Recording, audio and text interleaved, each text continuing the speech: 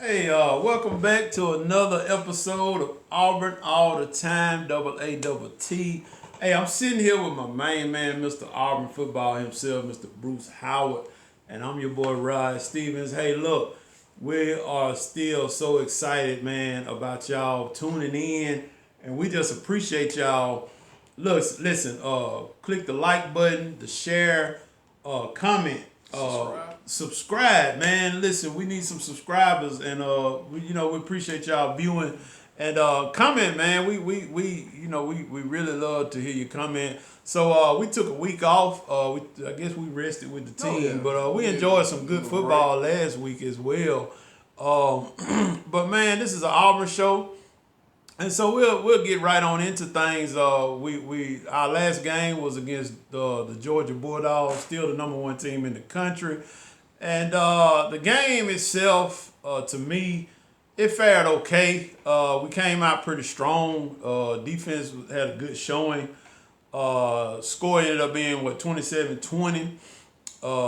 They had Georgia, the original line was 14 and a half, I think, or it got down to 14 or something, right. Favor of Georgia. But I can kind of say we held our own. We'll get into it, just kind of break down some things that we saw. And we'll just go from there. What did you see as an overall standpoint from overall outlook or viewing of the game that we had, the last game we had? Well, on the last show, I talked about how I thought Auburn was going to keep it inside the number, and they did. Yeah. They had opportunities in the game. In Free's press conference, he was at not press conference, but he was at one of the quarterback clubs during the bye week, and he felt like we left 14 points on the field, which we did. We did. But I think, in a way, Georgia kind of caught a break against us. With Simpson being out in the fourth quarter, and that's when Bowers got most of his numbers, and the fact that we don't have Keontae Scott, our nickelback too, that would have been big. So that would have been a big factor in the game. We would have been at our full strength. But I mean, they did what they had to do, and I think this is a good opportunity for Auburn to turn the page, because I think Freeze had a big hand in this play calling.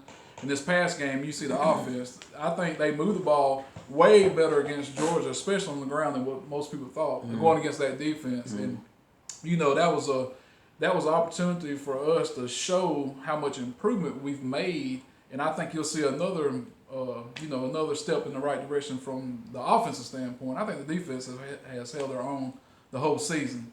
So, but I mean, we got beat. It is what it is. But we also got beat by probably one of the best players in the country too. Yeah. That nobody can cover. Yeah. You can second guess the coverage or whatever. At the end of the day, players make plays. Yeah, I mean, he's a superstar. So.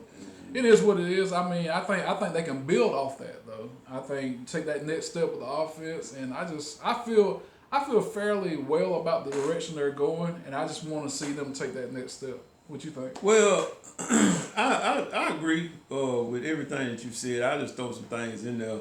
Brock Bowers is going to be a problem for anybody, man. Yeah. He's like you said, you stated in the last episode, he's a unicorn, man. Right. I mean, and he really showed. I personally, right now, I know they're not gonna put him in the Heisman race, but he's like, that guy's a Heisman. He's like, if you look at I looked at the poll the other day, and Las Vegas had something up. He was like 6 or 7. Yeah, that's strong for a tight end. Yeah, but he probably won't make it to New York. I mean, but if he keep on putting up performances like that, I mean, you have to give him a ticket. Yeah. But like I said, Brock Bowers is a different beast, and then he really showed. I mean, it was a point where he had to step up, and because there was really nobody else that was going to. Right. I just watching that game, there was a lot of excitement. I was very, very surprised. I do see the potential that Auburn has, especially. I'm excited about what the defense will be. Right. Even in the latter part of the season. Right. I'm excited what the defense will be. If we can just get completely healthy, I believe that defense will definitely win us some ball games. Right. Not just keep us in some ball games, but definitely win us some ball games. Offensively, we did play better. Right. And I have to throw out that we were at home. Yeah. And I think that was a significant difference. But I looked at some things, man. I mean, when we was down there in the red zone and we turned over on downs, that was a bad snap, man. You know, that high snap, you know, those type of things. But if you watch that drive, if you watch that entire drive, that was a couple of high snaps in the beginning of that drive. And so those things, man, it's those things should be ironed out by now. But I still give Auburn some credit. I have to point out some things. I think Thorne only had 82 yards or something on 10 or 19. It was 80 something yards, but he got sacked 3 times. Right. He's still racking up the sack numbers, not getting rid of the ball. But we can clearly see that RPO is his game. Yeah. If you agree with me, I think RPO is that player's game, and Right. I just I did like the play calling in some instances. You know, there was some questions I had about it, but I think that was, you know, player based or player casualties. You know, when you come to, you know, how some of those plays turned out or whatever. Right. But overall, one thing I will point out, and we talked about this, I think on our preseason show about what was our defensive line was going to look like. I point out this Carson Beck, there was no sacks on him. You know, we didn't get to him. We hit him a few times. Pressure, but no sacks. But the thing about it is this: playing in this league, you're gonna have to get pressure on these quarterbacks, and that's just the only question I have about the defense. I mean, all the other stuff, man. I was pleased with it. I mean, because you really couldn't ask for a better performance from the defense because and with that, like you said, with that unicorn sitting over there on the other side. I mean, what else could you do? Well, we dropped the interception too. Right. Then there was another instance where we thought we had caused the fumble too, and his elbow was down. That was man, that's 2 game-changing plays the defense could have had too, though. So yeah, they held their own, and I agree with you on the getting the pressure on the quarterback. But you know, I don't know. This week going against Jalen Daniels, do you really want to blitz him because he's dangerous against him? Dangerous with so I don't know what the answer is going to be there, but overall, yeah, I think the defense, and just the fact they run the ball, and they're still second in the conference in rushing the ball. I mean, that's going to keep them in every game. I think it's just can we throw it and can we catch it? Well, and that segues right into, you know, just the LSU preview. That's the question, man. Right. And we're going on the road again. Right. And like I told you when I walked in your house tonight, we're not a road team right now. And we agree. We both agree because really, okay, what did we say about the Texas A&M game? We knew their backfield, the defensive backfield was the most vulnerable part of that defense.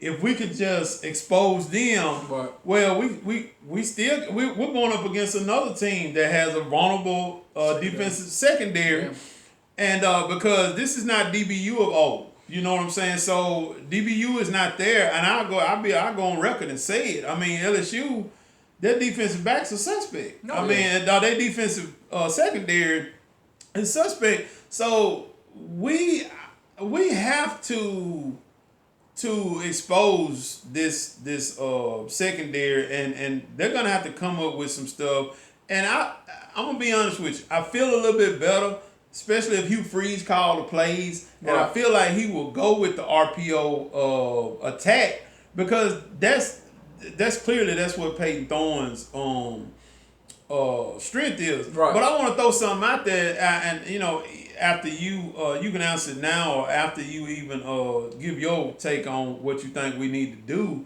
to possibly attack this LSU defense, and we'll talk about what we need to do to talk about to attack the offense. But do you think Peyton Thorne? I mean, you made an interesting comment last show about, I think it was last show, about how many total passing yards he had at Michigan State. Do you think it's the SEC effect or what? I mean, what can you gather from that? Because His last 2 games, he's probably put a total of 150 yards up, maybe passing. You know. Man, I think if you look at his numbers at Michigan State, I don't know exactly the total breakdown, but in his career, he's never, to me, really played good on the road, regardless. Okay. So that's one thing I do know. But I think he's starting to get a feel for what we're doing though in that RPO. And I said that Georgia game, that was it for me. If he didn't perform well enough in that game, but I think he performed well enough to maintain what we got. And the question is, can he build off that? If he can build off that, I think we'll be fine. Because out of the nine incomplete passes, PFF says 6 of them should have been caught. Should have, yeah. And that's true. And even that interception he threw, that was not his fault. Well, the defensive back climbed up over the receiver. Yeah, exactly. The biggest thing I would think on that play, he threw the ball to a 5'10", 5'11" receiver. I would have went with, in that particular play, I would have went with Fairweather. Because he made an unbelievable catch before that. But I don't know, that's either here or there. But yeah, I'm like, I just don't think he's never really performed that well on the road. But I would say this, going against LSU's defense, they have talent on that defense. Yeah. They got 5 stars like Mason Smith. You know, everybody knows about Harold Perkins, that linebacker. But if I watch them, they do not tackle well. They're not well coached. The way you beat them, I don't know. Auburn's going to run on them some. I do believe that. They're not going to stop Auburn's run game totally, but I think they can slow it down enough to make Thorne pass it. But I think in this game, what you do, you can throw the ball on them, not necessarily downfield. What you do, you throw the ball on them and put the receivers in space because they don't tackle well in space. Yeah. That Ole Miss beat them by doing that run, the same plays over and over and over again.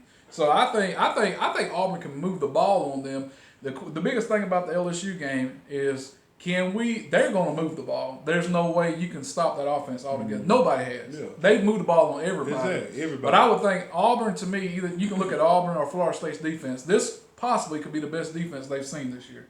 So with that being said, how many stops can you get on them? Can you hold them to field goals in the red zone? Because they're gonna drive the ball. You're gonna kill yourself. You don't think they will. I think another thing Auburn's got going in their favor. Daniels is banged up a little bit. He hurt his ribs against Missouri, and I mean, I'm sure they'll pat him up or whatever. But when you got bruised ribs, I mean, you got to take advantage of that. That core is. He's only like, man, he's what 6'2", 6'3", but he looks like he's only like 175. Yeah, he looks small. But I know this. He's tough. He takes too many unnecessary hits too. Yeah. That's what I don't understand. And you're talking about Heisman.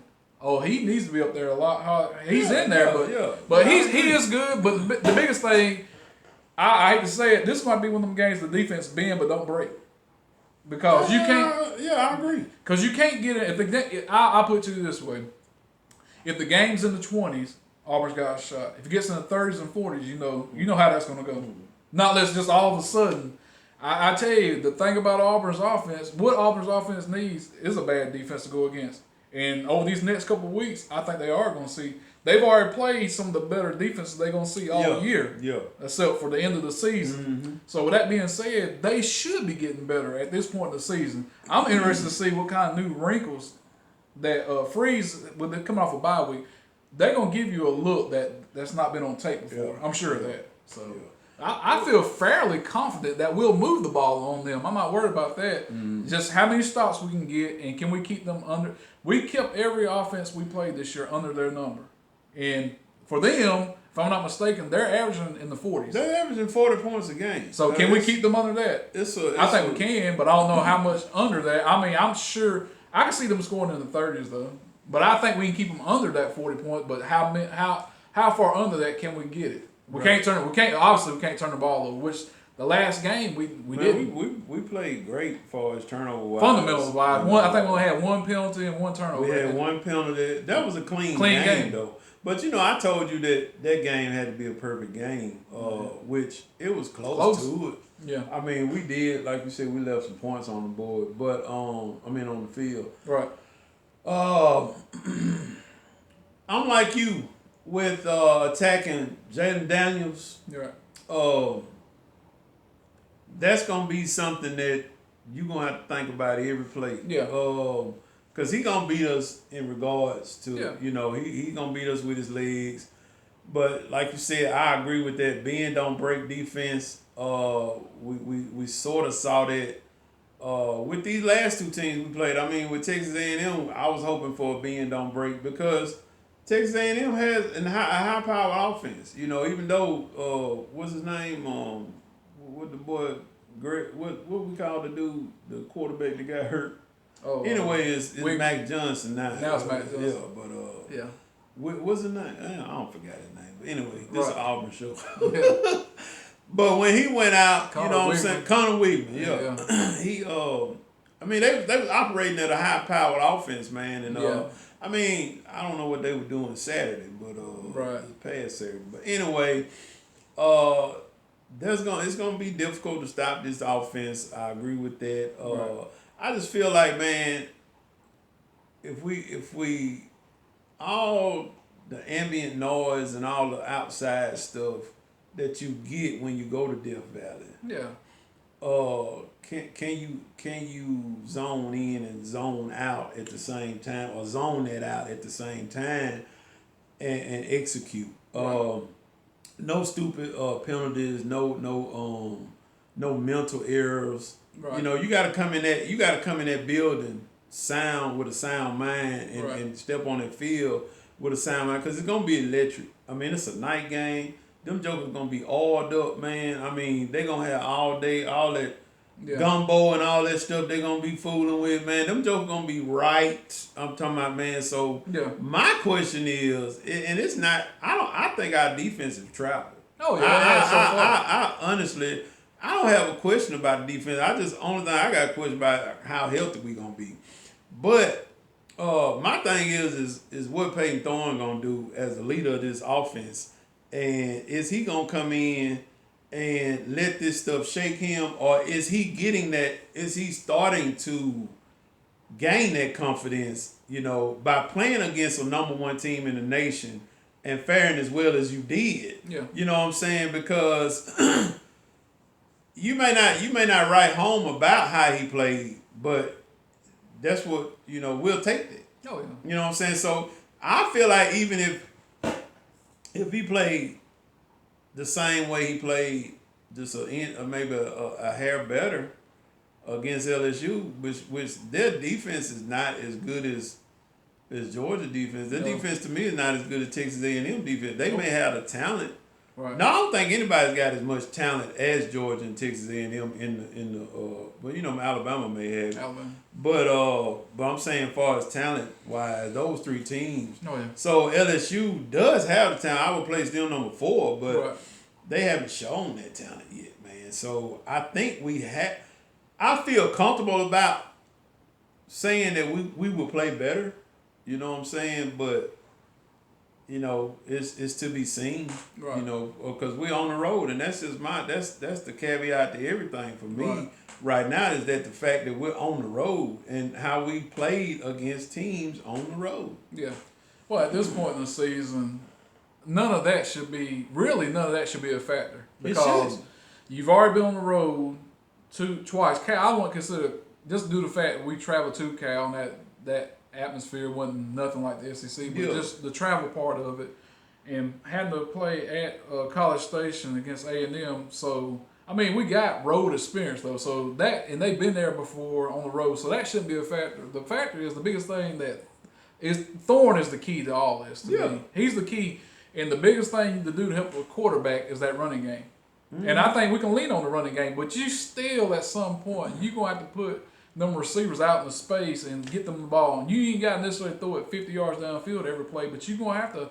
They're gonna stack the box. Obviously, the blueprint's out. I mean, it's out. Everybody knows that in order to beat Auburn, you line up, you stop the run. Mm-hmm. But I like the fact that Thorne's actually been making some plays with his legs more so than I ever thought he would. Which I don't want to just rely on that, because he's not the biggest guy in the world either. But I didn't know he was as fast as he was.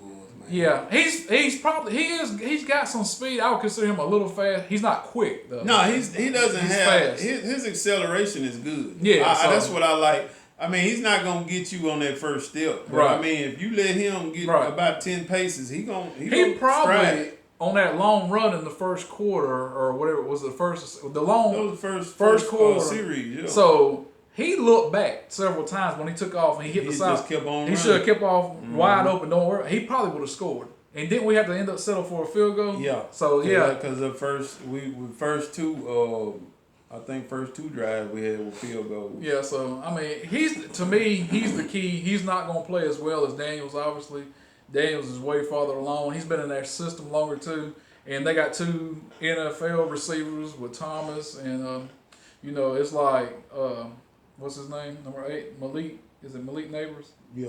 So it's like, man, he's unreal. I seen him. I seen what he did against Mississippi State. That was enough for me. If he didn't do nothing else all year, that was enough for me. Mm-hmm. But I tell you something about them, though. I watched them, and them receivers are good. I think our defensive backs, they're not going to shut them down. I think they'll play them. I think they'll play straight. Yeah. I tell you, that running back they got, Logan Diggs, at number 3, he's dangerous. Yes. He's dangerous because as soon as you key in on them receivers, he can get you. Mm-hmm. I think Auburn is second in the lead in rushing. If I'm not mistaken, they're either 3rd or 4th, and a lot of that is Diggs and Daniels though. So they have to me, it's not even a debate. They have the best offense in the SEC. It's not even debate on that. But with that being said, they probably got the second worst defense behind Vanderbilt. Mm-hmm. You look at all their and numbers, shouldn't be. It shouldn't be. If I'm not mistaken, I don't know. I got to go back and look at the numbers. They're giving up around right at 38 points a game on defense. You've never seen that from an LSU team. Yeah, and you look at it. I mean, yes, they've given up a lot of points on defense. Right. I would almost say 40. Because I mean the big shot that Ole Miss took out. Oh man. You know what I'm saying? Yeah. And even Arkansas put up a lot of points on them. Oh yeah. But they got 2 losses, but they could at least have 3 or 4. Easily. If it wasn't for their offense, they would have. They could have lost last week. They could have lost the Arkansas game. Yeah. So I don't think. Remember, I told you in the preseason show, I told you I didn't believe the hype, the Brian Kelly hype. Now next year may be different, but I think they take a step back next year. They probably will, but just due to the fact Daniels be gone, Thomas be gone, Neighbors be gone more likely. So their defense, should be better next year. Ought to improve. But like I said, I just didn't buy into the LSU hype. I knew Florida State was gonna beat them. I think though, what makes them dangerous though, they can play with anybody because of their offense, but they can lose to anybody. So that's what makes them so dangerous. Everybody's pretty much written them off, but they still go out. They go to Alabama. I think they still got Florida. I mean, I don't know. I wouldn't totally count them out because of their offense. Yeah, because that's the only reason. And that's why people don't count USC out. Yeah, same difference. And it's like this. But I'll say this: in order for them to win the West, though, they can't lose no more. No. This is what makes this game even more interesting because we need it, but they need it too. They need it real bad. What is a 3-way tie for the West right now? Well, Alabama. Let's see. They just got the 1 loss, but Alabama it's not a 3-way tie. Alabama's got they're undefeated in conference play. So let's see. And so that means LSU's got 1 conference loss. Ole Miss. It's got 1 conference loss. Mm-hmm. So technically they're in it, but another loss, they'll be in trouble. Yeah. Their next loss is pretty much because nobody's gonna give them a chance of going to Tuscaloosa and win this year. Nobody will. But I think they can score on. They can score on. I know they can score on. They can score on. You got that. Well, I guess that's our take. We'll go ahead and get to the point, where we'll pick the we'll do the picking thing. The game is in LSU, Baton Rouge, 6 p.m. game. The spread right now is favored 11 for LSU, which is under 61. Over and under 61 total or whatever you want to call it. Which is, we both said that the spread was a little steep. It is. Same. I feel the same way about this spread that I thought about the Georgian pretty much. Yeah. Well, the only reason why I felt the way I felt about the Georgians is because we had home field. Yeah, home field. I still got some questions about this line or whatever. All right. So I'll go first this week. I still don't have confidence in Auburn playing on the road, and that's why my pick would be LSU. Right. But I would say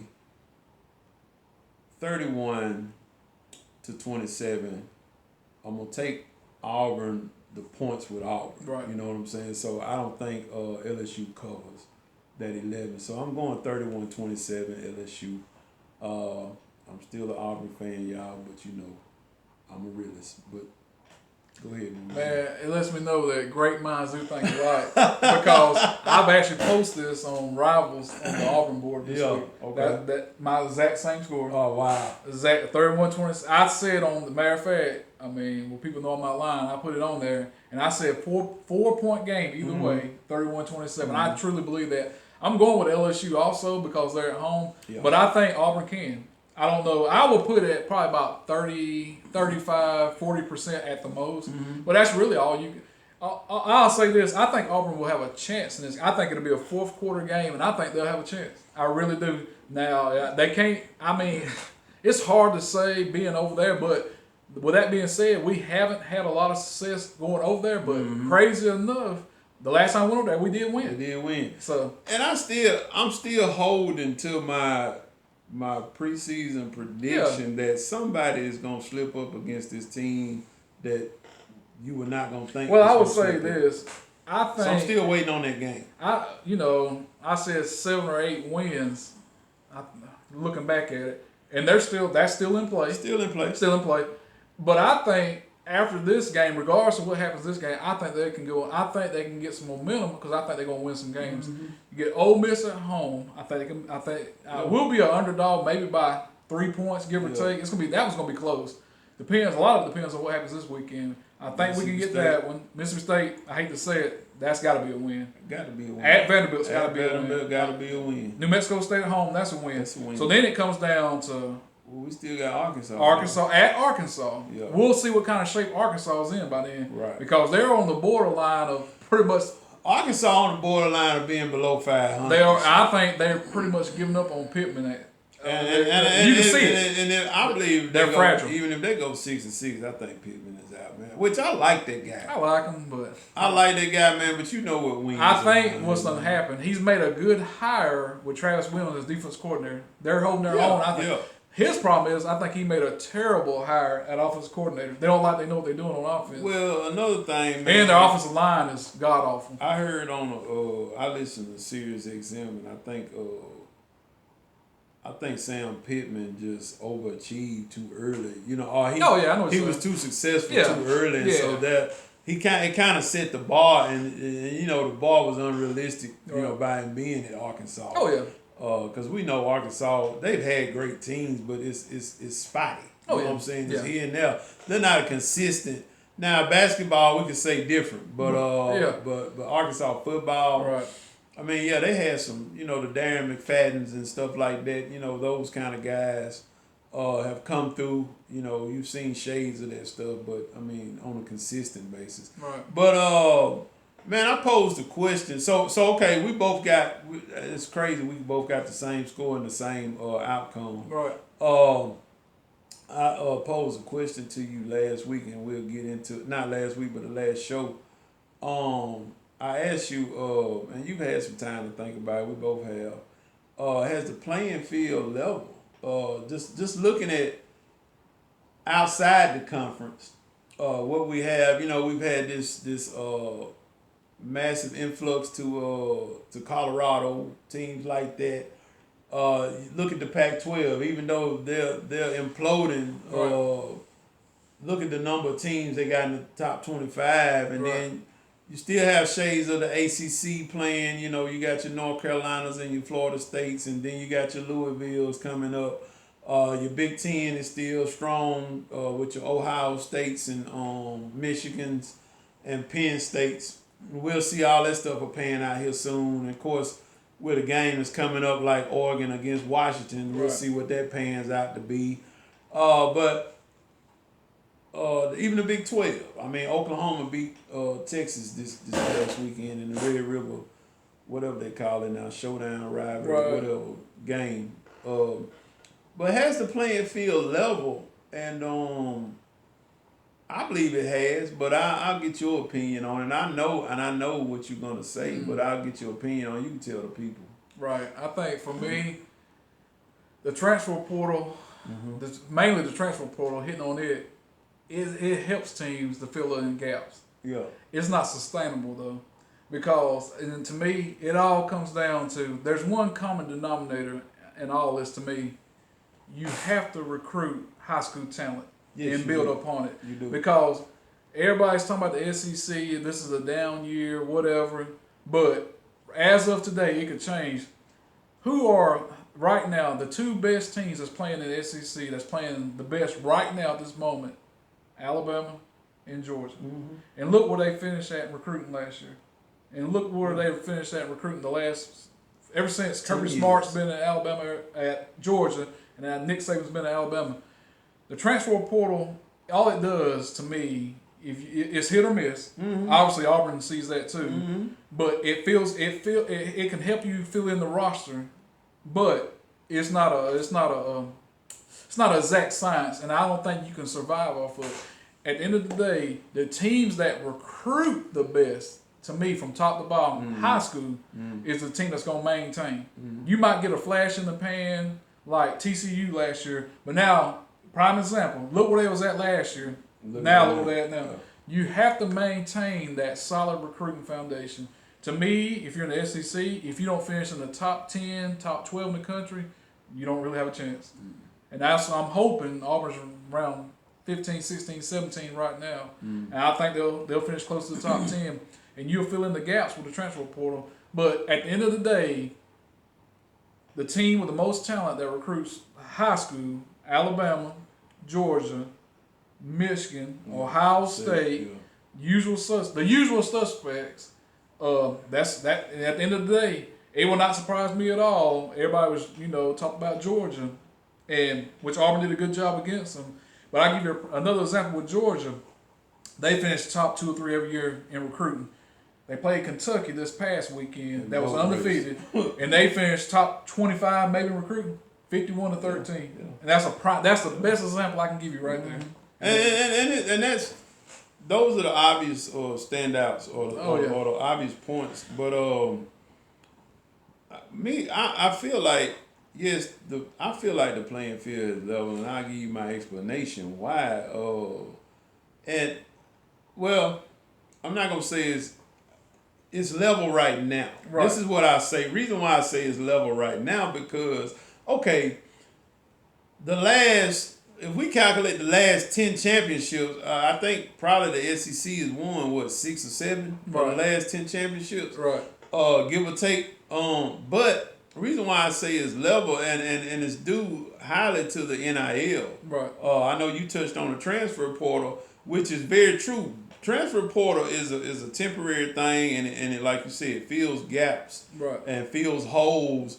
I feel like transfer portal can take you from a 7-win season to a possible 9-win season. You know what I'm saying? But I don't necessarily feel like a transfer portal is going to take you to from a 5-win season to a championship with. Now if you look up on a Caleb Williams or something that's transferring, but he transferred from a powerhouse to another powerhouse, and that's because it's coach level. Right. But you're not gonna see that all the time. I mean, we getting cats like Peyton Thorne.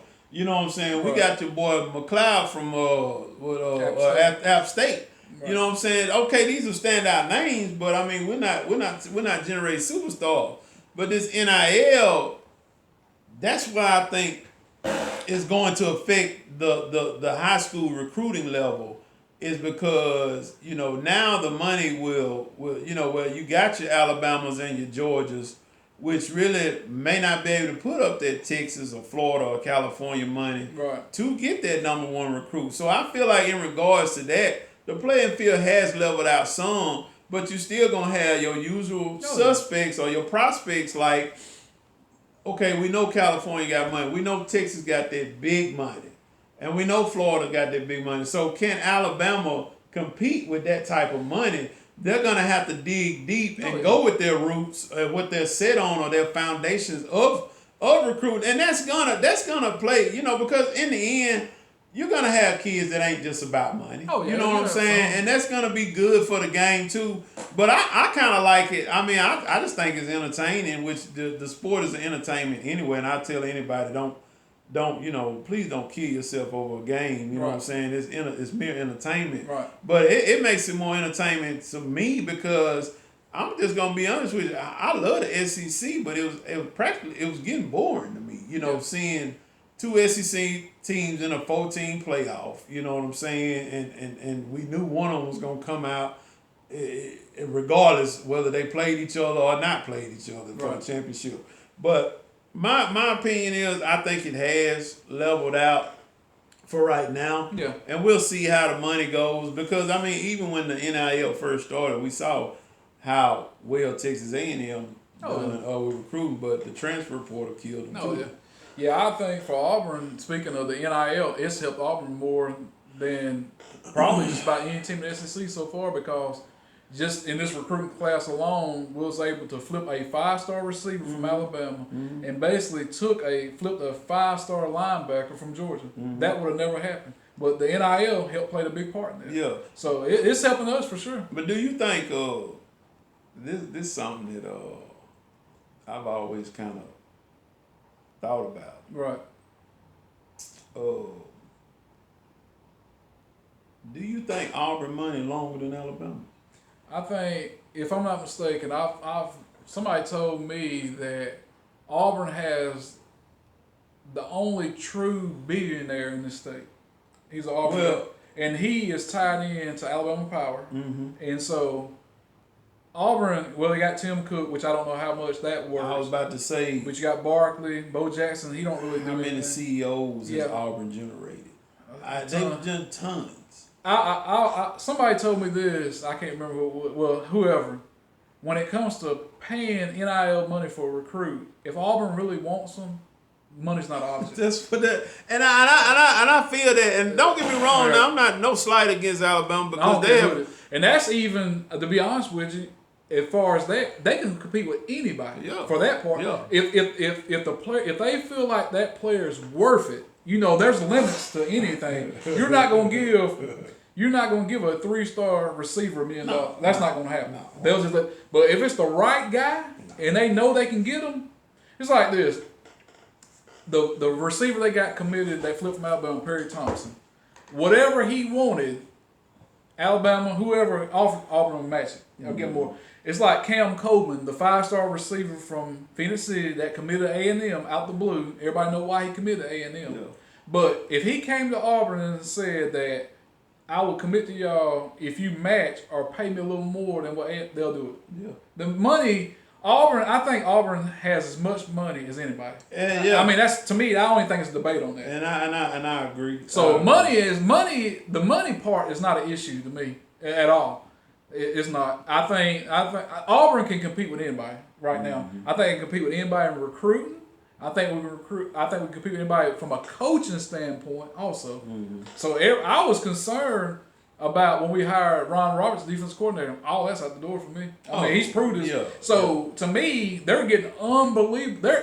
He's outperforming better than the talent he's got. Oh yeah. To me. Yeah. Now, can we get the offense caught up to that? I think we can. The biggest problem Auburn has on offense, to me, not only that, we don't have the kind of players that Freeze wants to run the offense. That's true. I mean, that's the biggest thing about it. We don't have the right quarterback. Right. We don't have the right receivers that he wants, obviously. And so, with that being said, I think at the end of the day, we couldn't be, considering what we got to work with, we couldn't really be in a better situation. You couldn't really, and don't kid yourself, the quarterback that Freeze wanted, he's not even on campus. Right. He's still at Coastal Carolina because of his grades. And with him, I hate to say it, well, I don't never want to second guess, and you can say, what if we had Grayson McCall at quarterback, which he should have been at Auburn, that's his fault because of the grade situation, I think we'd be undefeated right now. Wow. In my opinion, the only game I would say we would have beat Georgia, in my opinion, if we were played that way, if you never know. Yeah. That A&M game was tricky, but I think we was in it. As a matter of fact, it was a 3-point game at half or whatever it was. We trying to forget that game. But the biggest key, I had a guy tell me the other day, and I agree with him. If not even the receivers, you say what you want to about them, whatever. with better quarterback play, we'll be undefeated right Yeah. now. That's what it all comes down to. Exactly. So I can't really complain. Well, with that being said, we'll wrap this up, man. I mentioned a few games that they got coming up this weekend. I hope y'all enjoy everything. You got Washington and Oregon. They both undefeated. That should be interesting. You got North Carolina and Miami. Alabama, Arkansas. That's Notre Dame and USC. I would say that Alabama-Arkansas game, I would keep an eye on it just from a number standpoint. Well, it's at Alabama, though. It is, but it's 20. And the thing about Arkansas... the line is 20. The line is 20. But their defensive front is decent. They got Jefferson at quarterback. And they got Rocket Sanders at quarterback, at running back. Their offensive line is weak, which is a problem. But I think they can keep it within. Of course, I don't think they're gonna win. But it would not surprise me. You think they can keep it in? I think they can keep it in the number. Hey, but interesting though. Right. I'm gonna give you something. Okay. And this is crazy. The line 31 on that Georgia and Vanderbilt game, but it's in Vanderbilt. That don't matter. Georgia will have more fans there than Vanderbilt. That's true. So I need to quit even thinking like that. Don't do it to yourself. I was saying, that they may keep it in the numbers, man, but well, they could. That's a lot of points. Well, they could because Georgia will probably want to get out there with no fans. Exactly. They'll start pulling guys. They'll lay off. Yeah. So I can see that, but I wouldn't feel comfortable betting it. I just say, well, I ain't finna bet on it anyway. So I'm like, man. Anyway, but I see what you're saying. Yeah, man, I'm really interested. It's two games I really want to see though. I'm gonna watch that. I'm gonna try to peep that Oregon and Washington game. I don't know how it'll play out. We'll see mindset wise. Tennessee and Texas A&M. Yeah, that should be a pretty good game. You would think. That's a game to be watching.